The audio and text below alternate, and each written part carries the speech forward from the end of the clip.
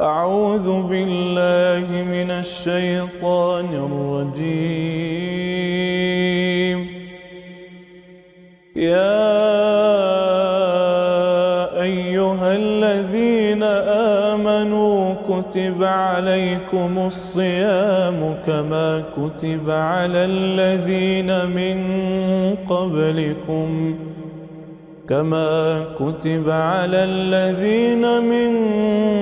قبلكم لعلكم تتقون أياما معدودات.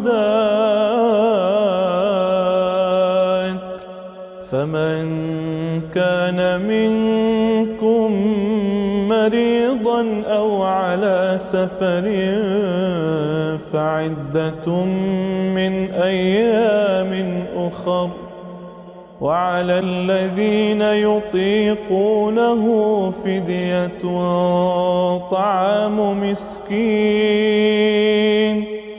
فمن تطوع خيرا فهو خير له، وأن تصوموا خير لكم إن كنتم تعلمون.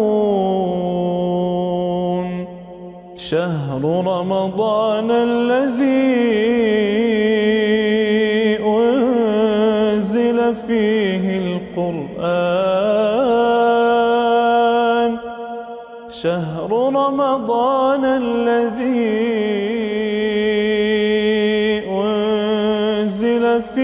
القرآن هدى للناس وبينات من الهدى والفرقان، فمن شهد منكم الشهر فليصمه، ومن كان مريضا أو على سفر فعدة من أيام أخر، يريد الله بكم اليسر ولا يريد بكم العسر، ولتكملوا العدة ولتكبروا الله على ما هداكم ولعلكم تشكرون. وإذا سألك عبادي عني فإني قريب، وإذا سألك عبادي عني فإني قريب، أجيب دعوة الداع إذا دعان،